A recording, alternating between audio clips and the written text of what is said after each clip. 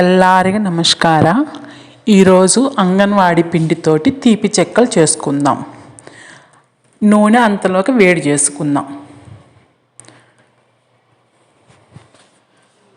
నూనె పెట్టుకుంటే అంతలోకి నూనె కాగుతూ ఉంటుంది. మిగతా కావాల్సినవి ప్రిపేర్ చేద్దాం. యాలకులు, నేతిలో వేయించుకున్న కొబ్బరి మెత్తగా దంచిపెట్టి పక్కన పెట్టుకుందాం.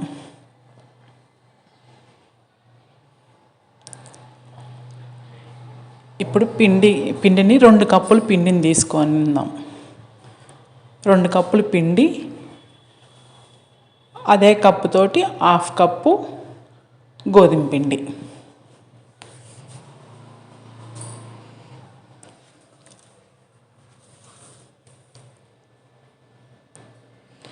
ఎందుకంటే 2 కప్పులకి 1/2 కప్పు గోధుమ పిండి అంటే మనము అది విడిపోకుండా ఉండటానికని కొద్దిగా గోధుమ పిండి కలిపితే ఏంటంటే అది విడిపోకుండా బాగా వస్తాయి అన్నమాట. అందుకని 1/2 కప్పు గోధుమ పిండి కలుపుకోవటం. చక్కెర కావాలనుకుంటే 1/2 కప్పు అయినా చక్కెర వేసుకోండి. కానీ దాంట్లో చక్కెర ఉండిద్ది కాబట్టి అంత అవసరం లేదనమాట. అందుకని కొద్దిగా తీపి కావాలనుకుంటే కొద్దిగా చక్కెర వేసుకోవటం, ఇంకా బాగా కావాలనుకుంటే ఇంకొద్దిగా ఎక్కువ చక్కెర వేసుకోవటం అనమాట. ఇందాక మనం దంచి పెట్టుకుని యాలకులు, కొబ్బరి ఉంది కదా, అది కూడా వేసేసుకుందాం. ఇప్పుడు మనం ఆ కొబ్బరి, యాలకులు అన్నీ గోధుమ పిండి కూడా వేసాం కాబట్టి అన్నీ కలుపుకుందాం. అంతా కలిసేటట్టుగా కలుపుకొని పెట్టుకోవాలి. పొడిగా కలిపి పెట్టుకుంటే అవి కొబ్బరి అక్కడక్కడ ఉండకుండా మొత్తం కలిసిపోతాయి. బాగా కలుపుకున్న తర్వాత పాలు తీసుకొని కొద్దిగా పోసుకుంటూ కలుపుకోవాలి. మెత్తగా కాకుండా గట్టిగా కాకుండా మీడియంగా కలుపుకోవాలి. మిగతా పాలు కూడా పోసేసుకొని కలిపేసుకుందాం.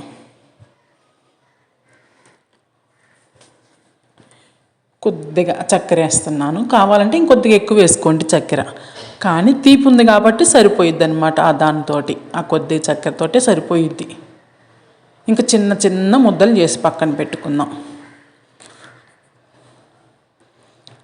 కొద్ది నేతిని చేతికి అంటుకొని ఆ ముద్దలు చేసుకుంటే నీట్గా వస్తుంది అనమాట. అందుకని చిన్న రౌండ్ ముద్దలు, పెద్ద చెక్కలైనా చేసుకోండి. చిన్న చెక్కలు స్నాక్ లాగా పనికి వస్తాయి అని చెప్పి అసలు ఎలాగ వస్తాయో చూద్దామని అలా ప్రిపేర్ చూసుకున్నాం. అన్నిటిని ముద్దలు చేసి పక్కన పెట్టుకుందాం.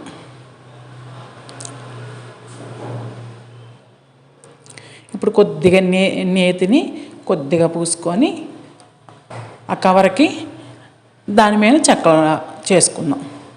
మరి పలసగా వద్దు, మందంగా వద్దు, మోయినంగా చేసుకోవాలి. మనము బియ్యం పిండితోటి చెక్కలు చేస్తాం కదా, అదైతే పలసగా చేసుకుంటే బాగా వస్తుంది. కానీ ఇది బాగా పలసన చేయకూడదు, బాగా మందము చేయకూడదు. మోయినంగా చేసుకుంటే చెక్కల్లాగా వస్తాయి అన్నమాట. ఇంకా వేడి నూనె కాగింది కదా, ఇంక మనం చేసి దాంట్లో వేసుకుందాం.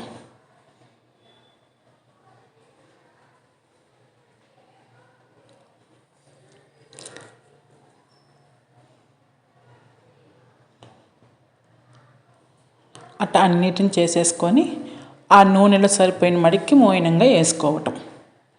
ఎక్కువ వేసుకోకుండా మోయినంగా వేసుకుంటే కొద్దిగా తొందరగా బాగా కాలుతాయి అన్నమాట. అట్టని ఎక్కువ కాల్చొద్దు, తక్కువగా కాల్చొద్దు, మీడియం సైజులో కాల్చుకుంటే సరిపోయిద్ది. తీపి చెక్కలు కాబట్టి మోయినంగా కాల్చుకోవాలి. ఎక్కువ కాల్చినా మాడినా బాగుండవు, మళ్ళీ టేస్ట్ ఉండవు. ఆ సైజులో ఆ కలర్లో కాల్చుకుంటే చాలు, వేయించుకుంటే.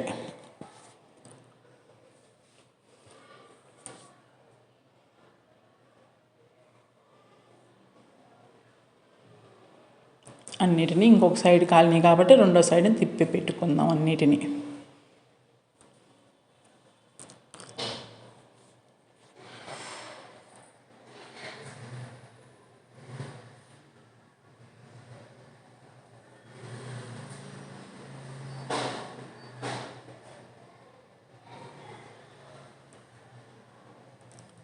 ఇప్పుడు అన్నీ కాలినాయి కదా అట్లా మీడియం సైజులో కాల్చుకొని మొత్తం తీసి పక్కన పెట్టుకోవటం.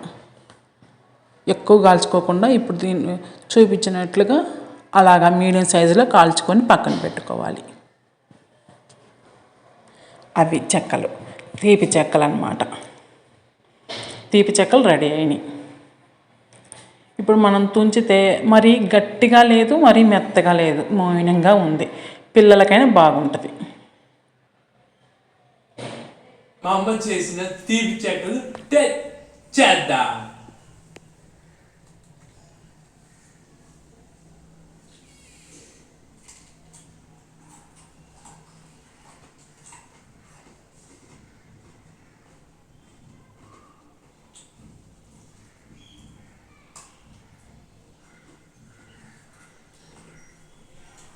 టేస్ట్ బాగా కుదిరింది,